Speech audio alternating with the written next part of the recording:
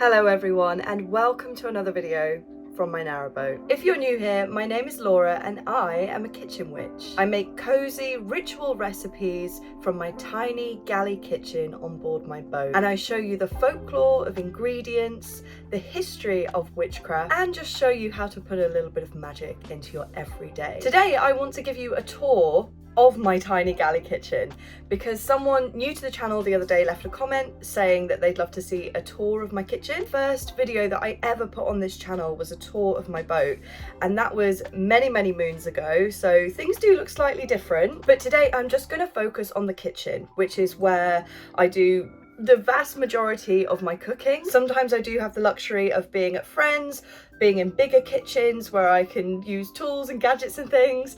I was at the Ideal Home Show last week doing demos and someone tried to hand me a KitchenAid, and as much as I would love a KitchenAid, I wouldn't know what to do with it because I just don't have the space. I don't have the space for air fryers, for mixers, for proper blenders, or even a toaster. So a lot of my cooking is very hands-on, and I have tried to make my kitchen as suitable as I can for my needs, but I'm a very chaotic person. I'm a very unorganized person. So my kitchen may not make that much sense, and there will probably be things that I will find today that I've forgotten about because I haven't pre-cleaned, I haven't pre-organized. This is just the kitchen as it is. I haven't done anything to it. So it is going to be a little bit rough around the edges and yeah, probably quite chaotic. But you asked, so I'm going to show. I also want to say before we get started, because I usually say this at the end of the video, but it means that a lot of people might not know, but I have started a Patreon. The link is in the bio. I have just been working on that for the last several weeks. I've got some things that I'm really excited about coming up. By the time you watch this, we will be having posts up and running every single week. At the moment, there should be a zine on there that is a kind of like a mini cookbook for Christmas. I've been making nut nog, I've been making gingerbread, I've been making Christmas tree cocktails, I've been making lumps of coal truffles, and each of them have either a teaching moment about witchcraft or the history of witchcraft, or the history or the folklore of the ingredients that's in them, or maybe some teaching about the magical correspondences that that ingredient holds. Very similar to, if you have my book, Kitchen Magic, it's that kind of thing. Every single recipe is a ritual or a spell or a teaching moment. They are delicious as well. Obviously they're recipes. And at the moment I am working on another zine that is a roundup of folklore, especially dark folklore and customs from winter festivals around the world. Most of the focus is on Europe because I live in the UK. So yeah, there's a lot of customs and spirits and wintertime folklore that is quite UK centric, just because that's where I live. But I've also done a lot of research about places outside of the UK too. So that's what I'm working on at the moment. If you want to check it out, we also have a moon guide for 2026 coming out soon, and a very special like wintertime story just before Christmas that will be like a nice audio story for you to listen to. I don't know, check it out, see what you think. Anyway, let's get started with my kitchen galley tour.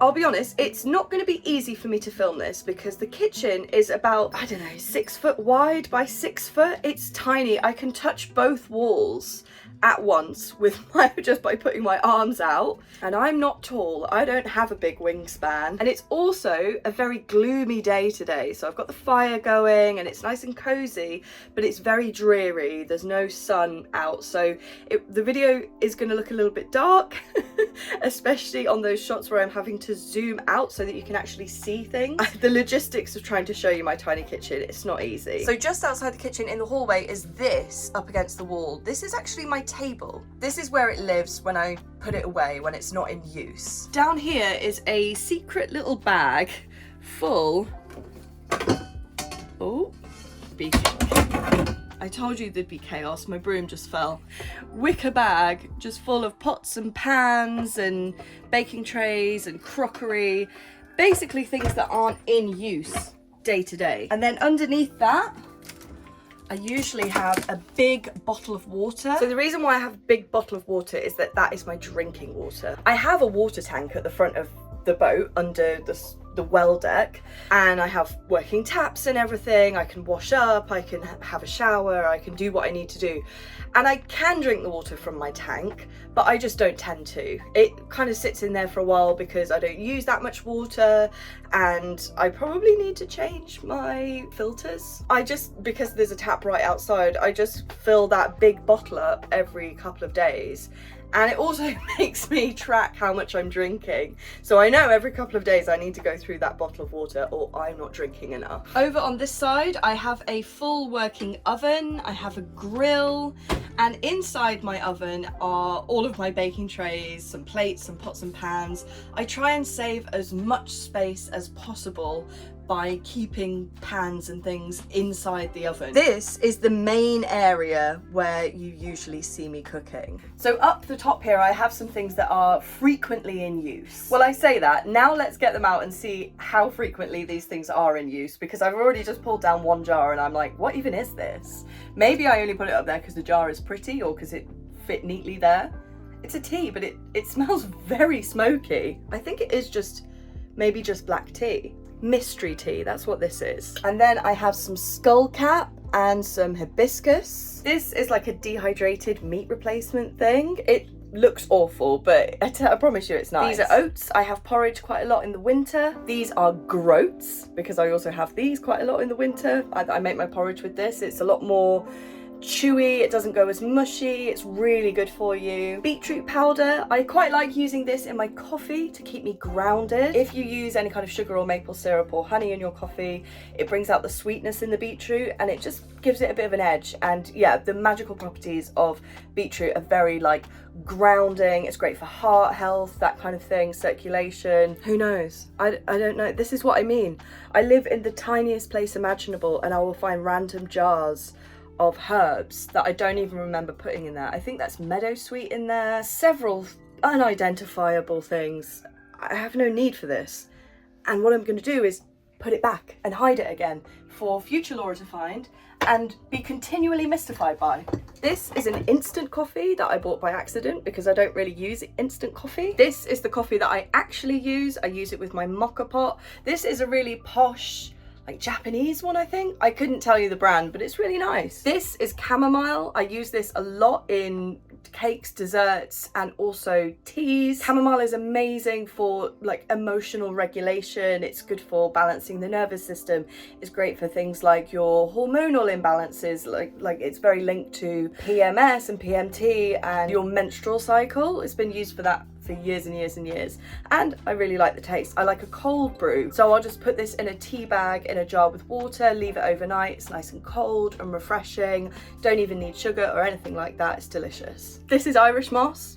Again, not something that is on the roster very often, so I don't know why it is up there, but you can make really nice sort of like panna cotta-y things with this if you add cream or milk to it, because it like thickens it, it congeals the liquid, and it also works really good as a hair conditioner. I think what's going on here is that the front row is the things that I use most often, and it's masking the fact that the back row is things that I don't really use and I've forgotten are there. Chia seeds live on the front row because I put them in my porridge. I put them in like fruit and yogurt bowls. Again, really, really good for you. Great protein. Love a chia seed. Tea situation is all of the teas that I have available. But again, I don't really make hot teas very often. I'm more likely to cold brew them overnight. And then I've got some little mulling bags. Again, I probably use these a few times a year, but they live up there. On the second row, this section, we have some tools and some spices and herbs and things. I love these copper cups. I use them. So I used to make all of my baking and everything like that via cups. I only knew how to use cups. I didn't even own a pair of scales. Or the scales that I did have had just got vegetables and fruit in them at all times and are probably broken because I keep things in them continually. Because I wrote a cookbook, you need to make your recipes translatable for people from all over the world and people who don't, who don't use cups and use grams and milliliters like a normal person. So I got myself some really nice digital scales and sort of had to relearn my recipes, but using grams and milliliters and that kind of thing. It was a labour of love. But actually, now that I've started using grams, it is so much easier. It's such an easier process now that I'm actually in the swing of doing it. Cups are still what comes naturally to me, so I do still have to like look up, what is a cup of flour? It's like 240 grams, something like that. So I do still have to do that, but once I'm happy with my recipe and I've got everything sort of written down and I'm actually just remaking the recipe, it's so much easier. I've got some Himalayan pink salt, some ground pepper, some saffron, some cardamom, cloves, cinnamon, nutmeg, ginger, allspice, mixed herbs, slightly ominous. This one just says spice. Like, what spice? What do you mean, spice? And I've labelled that as well. I have no idea. And I'm just gonna put it back. We have some curry powder, some basil, and some black garlic paste. Absolutely love black garlic paste. And then just various tools. One of my favourite things in my whole kitchen is this. This is a pan from Netherton Foundry. I just love it. I wish that I could have all of their stuff. If I am ever lucky enough to have a kitchen in a house one day, I would love to deck out the whole thing with Netherton Foundry cookware because it is amazing. It's my favourite cookware that I've ever tried. This little corner of mugs is also very chaotic. One thing that I'm really sad about, this is a pestle and mortar that I bought from Thailand. I bought it for like £5 at a huge market in Bangkok called Chat Market. I loved it. It was one of my favourite objects in my entire kitchen. I haven't been able to bring myself to throw it away. I know I could probably super glue it, but because pestle and mortar, it's a lot of banging, isn't it? It's probably a goner, to be honest, and I probably should just get rid of it. It's just in the way, but I just can't bring myself to throw it away because it's so beautiful. I don't know what to do with it. Anyway, if you've got any suggestions, because I don't actually think that I can use it as a pestle and mortar. The thing is, the pestle bit, or is this a mortar? This bit, fine, beautiful, not a problem. Maybe I'll just keep that for like banging things, I don't know. I also really love this. Just like this bottle that I keep my olive oil in. This is one of my favourite kitchen appliances. It's just like a coffee frother, but I love it. Might be a little bit hard for me to show you what's going on here. So this is just my hob. I usually have the mocha pot hanging up, but I've just used it, so it's still a little bit hot. I have a big Le Creuset here that I inherited. I have a Le Creuset kettle from my sister and a really nice copper pan at the back that I got at an antique centre. And then over here, so I really like to keep my produce on display as much as I possibly can. One of the reasons for that, as we've explored from the shelving, is that if something is put away and I can't see it, it doesn't exist to me. It is Schrodinger's vegetable. I don't know it's there. I will forget what I have. Even the fridge is a struggle because I will forget what's in there and then things will go off, or they just won't get used because I don't know that they're there unless I can see them. I also think that these like vegetable displays, that's a work of art in itself. I think that my chopping boards are a work of art. When all the vegetable peels and things are on them, I like taking a photo of them because I think that's so pretty. I don't know, it kind of tells the story of what you're cooking because it's like an altar. It's like a food altar and it changes every week depending on what's in season, what I've got in the house. And sometimes if I don't know what to cook, I'll just kind of look at my vegetable display and I'll be like, aha, I've got an idea. But again, I'm coveting being in bricks and mortar or some form of house, just somewhere with more space. Because what I would love to do is to have a kitchen big enough where I could just have a wooden work table where when I'm not working on it, it is just a full display of fruits and veg, of all the stuff that I've got in for the week that doesn't need to be in the fridge. I think it would look so beautiful, like a gorgeous artwork, like a gorgeous piece of art within your home that's ever changing and gives you inspiration. And then I have various objects, salt that I tend to use day to day. I also have pepper and some really cute like little iron things to keep it in. I have a random fossil, I guess this is, I think. 2 weird glass balls that I haven't decided what to do with yet. Oh, I love this. I also got this from Chat Market. It's a really beautiful, I guess, marble apple. And I just love it. It has 0 use. It is just taking up space, but I think it's just so beautiful. And then I have another pair of scales, like an old antique pair of scales that I don't use for anything other than display. Again, a lot of what's in my kitchen is useless things for display, but I really care about how things look. I really care about like my environment, and even if it looks chaotic, it's just how I like it. I have some dried chilies, burdock for no reason. It's going to be easy for me to show you what's in my fridge because ta-da, there's nothing in my fridge. I have been away cat sitting in London for the last 3 weeks, and I'm here on the boat for a couple of nights, and then I'm off again to go and visit people up in Birmingham and Shropshire before Christmas, just doing like visitations and things. So there was absolutely no point of me having the fridge stocked, having the fridge on, or restocking it or putting it back on. So I've just kind of left it off while I've been away, and it's probably going to be off now until I'm back. And then I'm also going away for a couple of weeks in January, and maybe I'll take you with me. Let me know if you'd like to come somewhere sunny with me, hopefully sunny with me in January. So over here is where I keep random stuff. So I have my tarot cards, lots of notebooks because I've been working this morning, and a money bowl sits on top of my book. So in my head, having the money bowl on top of the book is signaling like abundance from the book, or the book selling well. So yeah, this is filled with fenugreek, which is very linked to abundance and prosperity. It also has like little bottles of cinnamon in there. It has garlic in there for protection. There's some jade knocking around in there. There's lots of different things in here. And the most important thing that's in it is money. So whenever I have any cash, I put it in my money bowl, and that money doesn't belong to me.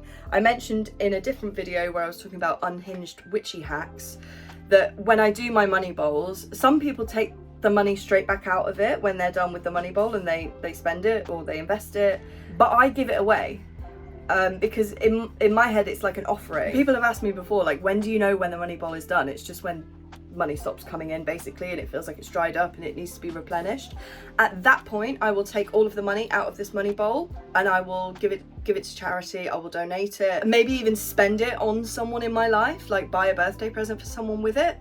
So that's what I do with the money from my money bowl. Sorry, I just found something. This is so cute. So I bought this from a place in Yorkshire, like a little shop in Yorkshire, but it's like an antique. You get like this little booklet with a little embroidered flower and then like the meaning and the common names of the flower. So sweet, just like a little token. I absolutely love it. And this is kind of linked to the new Kickstarter project that I'm working on, but I'll say no more. Apologies, it might be even darker down here, but it's the only way for me to show you what's sort of under my cupboards and things. So this is just where I keep plates and glasses and stuff. Underneath that we have baking supplies here. We have random objects like this cow jug here, cleaning bits. It's all quite random. But then recently in this space, I actually cleared this out. So we do have a couple of bits, like, you know, we have a NutriBullet and just random bits, but it has afforded me an extra bit of space because I'm always in the kitchen holding something with nowhere to put it. Like the stuff on the draining board, the stuff in the sink, the stuff on the worktop, and I'm like, where do I put this thing? I just need to put it down and come back to it later, whatever it might be. So I now have this shelf as like a last resort to put an object. And I really think, I haven't tested it yet, but I really think that's going to help me out. And then here is the bar. There's not much going on in the bar right now. We have some mastic. We have a tiny bottle of mermaid gin. We have a little bit of roasted pineapple gin, some rum, some wine, some sherry, some more wine, various bits and bobs. Back there is more tea, and also a box of like Asian ingredients, because there are certain ingredients that are used more often than others, and if I'm gonna cook anything that's sort of like Asian inspired, I know that all of my Asian type ingredients are down there. Sometimes I'll crack them out for, you know, dishes that aren't typically Asian. I don't know why I've sort of organised my kitchen like that. It's just kind of worked out that way, that there's a lot of ingredients in there that are lesser used. This section is also quite random. I tend to hang my keys on that hook. I've also got a pair of scissors there, a random bag that I never use. I've got some Christmas decorations hanging up here ready to go up. I've got my infamous broom that everybody sees me sweeping food with. I've got some random ingredients in this bag. This is usually quite full, but at the moment we've only got a leek and some baby sweet corn and an onion. There's an umbrella, currently raining. And there is a bag full of herbs here. This is all just herbs and tiny jars. Okay, onto the sort of like sinky area. I currently have washing up in the sink because I told you I didn't pre-clean. Like, this is not a spick and span version of my kitchen. It's clean, like spotlessly clean about once a, well, not spotlessly clean, that's a lie, but it's in its best shape about once a week, and today is not that day, but I just can't be bothered. So I also have coffee grounds because I tend to save those and put them on my plants. I don't even have any plants right now. I put my washing up liquid in like a little glass thing because it makes me feel like it's a cool little potion. And then up here I've just got some like oils, some salt. Again, it's a little bit random at the moment. I've got some sugar, some MSG, some nuts, more sugars. These should be in the baking bit, but there's just no room, so they live here. And then these are the cupboards that I use most often. So up here we have staples. We have things like quinoa, that could probably live up there, but I think it's a little bit too tall. We have tahini, we have... See, I said that all of my Asian ingredients were under there, but up here we've got wasabi, we've got rice paper, we've got miso, like, we've got sushi rice, we've got sushi vinegar, tofu. I think these are the ingredients that I tend to use like more often. Those are Asian ingredients, but they're things that I don't use as often. It'll be like red bean paste and things that you only crack out like a few times a year. Tell the truth, I don't actually know what's under there. That's really what we're getting at. Yeah, I have a lot of teas in here, dried fruit, herbs, random bits. Because it isn't very stocked at the moment, I've not really been here, so there's staples in there, but it's not particularly stocked.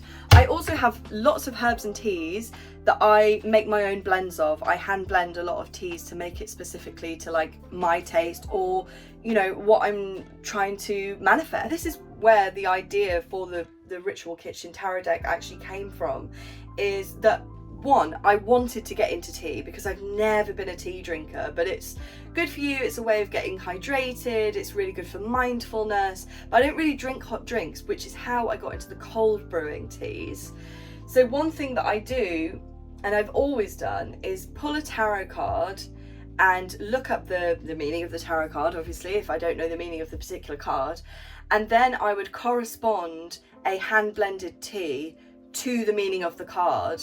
And that's where the entire basis for my tarot deck came from. I was like, well, I could just cut out the middleman. I can just make a tarot deck that already has those correspondences. And then I was like, well, other people might want this deck, and boy, have they. So one thing that I'm doing on my Patreon is that I'm opening up that hand-blended tea element of what I do to you guys. So every month I will be pulling a specific tarot card for the collective, for everyone who's on that tier as a collective, and I will be making a hand blended tea that corresponds to the meaning of the card or the ingredient that's on the card to either enhance its meaning or protect against its meaning. Every month you will get an art print postcard with the tarot card and the meaning on the back, and you will also get a tea bag of the hand blended tea so that you can make the tea and you can sit back and read about the card and contemplate that. I think people will really enjoy that. It'll be a really nice collective thing to get in the post. And then this cupboard that has my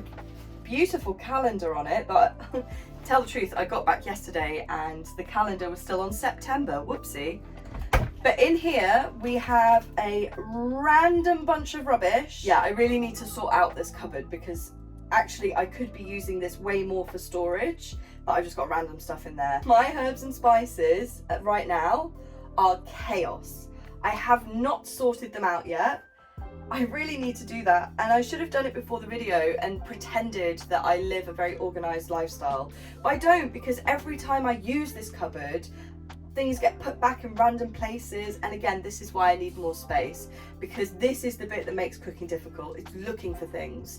I know what I need to use, I just can't find it. I end up buying 4 jars of coriander seeds because I can't see them, so in my head they're not there. So yeah, I really could be more organized with it, but I think essentially what I need is more space. I do also have a random little seat down here, and down there is my record player and some books and my fire blanket. I have a fire extinguisher at the front of the boat as well, and I live in fear of something going wrong. And you would think that would be it. You would think, oh, that's the kitchen. That's the entire kitchen from top to sides to bottom. But there is one thing that I use continually for my cooking, for my kitchen needs, that isn't in my kitchen. This gas oven is out of commission now until May, maybe? Because what I use instead is my stack stove. I am very lucky. I have a stack stove called a Chili Penguin, and it has an oven compartment above the firebox. It's kind of like a mini Aga. Like, you can't really control the temperature other than putting more fuel on the fire, less fuel on the fire, opening the vents, closing the vents. But do you know what? It's pretty good. I can even make cakes in there. I cook on that pretty much 6 months of the year. Saves a huge amount on gas. I think I've changed maybe 2 gas bottles in 5 years, which is madness. I do spend a lot on coal though, so it all balances out. But I'd be spending that anyway to keep warm. So it's amazing. I've always got a jacket potato in the oven throughout winter, or something is usually in that oven compartment. Food is always coming, basically, and I like to know that food is always coming. So thank you so much for watching another one of my videos, for being here. I hope you enjoyed that. Please let me know if you have any questions or if you'd like to learn anything more. There's probably loads of things that I just didn't mention or point out because there's just stuff everywhere, loads and loads of stuff, and I love it, and I'm really happy with my kitchen, and I think it's kind of iconic. Well, in my head it is anyway, and this is what I think of when I think of my boat. Is probably like this view, but equally I am wanting more space. And let me know what you think, and let me know if there's anything more that you'd like to see. But yeah, this is where the magic happens. This is where all of my recipes come from. Limitations can be really challenging, but I also think they can be really inspiring. So if you also live in a tiny place, or you have some kind of limitation, like maybe you have housemates, or maybe you're not allowed to use the kitchen at certain times, or whatever it might be, try and lean into those limitations and use them for inspiration. That's what I try and do anyway. Thank you again for watching, and I will see you next week.